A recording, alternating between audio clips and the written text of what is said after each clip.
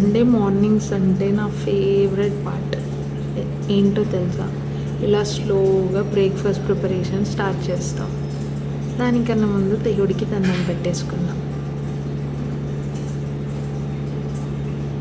ఈరోజు బ్రేక్ఫాస్ట్ కోసం అయితే సింపుల్గా, ఇంకా మన తెలంగాణ ప్రజలకి చాలా నచ్చే డిష్ పూరి, ఇంకా పక్కనే ఫ్రెష్ మ్యాంగో జ్యూస్ చేస్తున్నాం.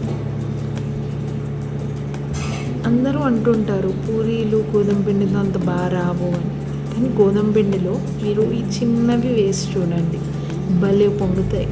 ఎంత వద్దనుకున్నా గోధుమ పిండి పూరీలే కావాలంటారు. మైదా పిండిలో అంత సాటిస్ఫాక్షన్ ఉండదండి, గోధుమ పిండిలో మంచి సాటిస్ఫాక్షన్. అందుకే ఇది ప్రిఫర్ చేస్తాను. ఏం చేయాలంటే కొద్దిగా ఉప్పు అయితే వేస్తాను, కొద్దిగా అంత చక్కెర, కొంచెం నూనె వేసి గట్టిగా, ఇప్పుడు నేను చూపిస్తున్నాను చూడండి, అంత గట్టిగా తడపాలన్నమాట. చపాతీలాగా మెత్తగా కాదు. ఇంకొక టిప్ ఏంటంటే కొద్దిసేపు నాననివ్వాలి. అదే అన్నమాట ఇంకొకటి. ఇంట్లో పూరీకి మంచి పిండి ఇంపార్టెంట్, ఎందుకంటే పొంగాలి కదా మరి. మార్నింగ్లో కిచెన్ సౌండ్స్ వింటూ ఉంటే నాకు చాలా ప్రశాంతంగా అనిపిస్తుంది. ఎంతమందికి అలా అనిపిస్తుంది కామెంట్ సెక్షన్లో చెప్పండి.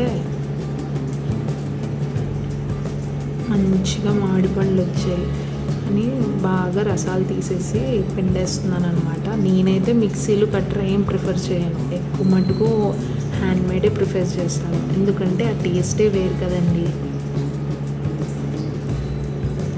ఇంకా అందులో యాలకులు మర్చిపోతే, నీళ్ళు కొంచెం అడ్జస్ట్ చేసుకోండి, ఎందుకంటే నేనంతా థిక్గా ప్రిఫర్ చేయను.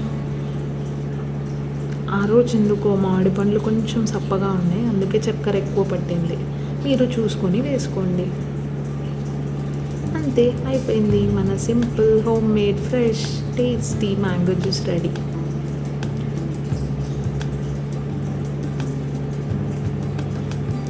సమ్మర్లో మ్యాంగో జ్యూస్ లేకుండా బ్రేక్ఫాస్ట్ కంప్లీట్ అవ్వదు, అంతేనా? సండే కాబట్టి ఇలా మెల్లిగా స్లోగా ఎంజాయ్ చేస్తూ ప్రిపేర్ చేస్తున్నా, కానీ ప్రతిరోజు వీక్ డేస్ అయితే మామూలుగా ఉండదు తొందర, అంతే కదా.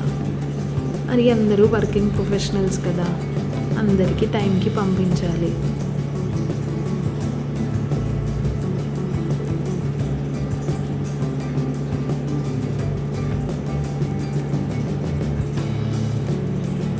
మళ్ళీ పిండిని ఇలా మెత్తగా మసాజ్ చేసుకొని ఇలా తీసి పెట్టుకోండి. ప్రతి ఒక్కటి డీటెయిల్గా చెప్తుంది అనుకుంటున్నారా? ఎందుకంటే ఇది తెలియని వాళ్ళు కూడా చాలా ఉంటారండి. తెలిసిన వాళ్ళు ఉంటే ఓకే, తెలియకపోతే కష్టం కదా. ఇంకొకటి, పూరీలు రొట్టెల్లాగా సన్నగా చేసేయకూడదు, ఇలాగా లావుగా చేయాలి కొంచెం, అప్పుడే మన పూరీలు మంచిగా పొంగుతాయి. అది కూడా ఇంకో టిప్ మరి. ఇంకొక లాస్ట్ అండ్ ఫైనల్ టిప్ అబ్బా, నూనె మటుకు చాలా వేడిగా ఉండాలి. మనం వీక్ డేస్లో ఉంటామే, పొద్దున్నే టిఫిన్ అయిందా, లంచ్ అయిందా అంటే అలా ఉండాలన్నమాట. ఏదో జోక్ చేశానులేండి. చూసారా, ఎంతసేపటికైనా అలానే ఉంటాయి పొంగినట్టుగా. ఈ చిన్న టిప్ చేయండి అంతే. పెద్ద మంట మీదే కాల్చాలి, చిన్న మంట మీద కాల్చొద్దు. సో మెల్లిగా, అప్పుడు నా సాంగ్ ఏముంటుంది తెలుసా, ఆడుతూ పాడుతూ పని చేస్తుంటే ఆ సాంగ్ వింటూ చేస్తూ ఉంటాను. నాకు పాత పాటలు అంటే చాలా ఇష్టం లేండి. మీలో ఎంతమందికి పాత పాటలు ఇష్టం? ఇలా కుక్ చేసేటప్పుడు ఎంతమంది పాత పాటలు పెట్టుకొని కుక్ చేస్తారు కామెంట్ సెక్షన్లో చెప్పండి. అమ్మయ్య, బ్యాచ్ వైజ్గా చేస్తానండి, ఎందుకంటే కొంతమంది ఫస్ట్ తినేసి కొంతమంది తర్వాత తింటే నాకు చేయడం ఈజీ, వాళ్ళకి తినేటప్పుడు సాటిస్ఫాక్షన్. వేడి వేడి పూరీలు తెస్తుందమ్మా. రసం చల్లగా అయిపోయింది, ఇంకా సర్వ్ చేసేసుకుంటున్నాను అనమాట.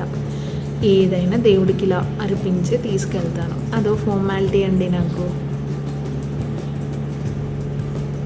ఇంకేంటి, హ్యాపీగా డైనింగ్ టేబుల్ మీద పెట్టేశాను. ఏదైనా పిల్లలకి ఇచ్చే ముందు నేను టేస్ట్ చూసి ఇస్తాను.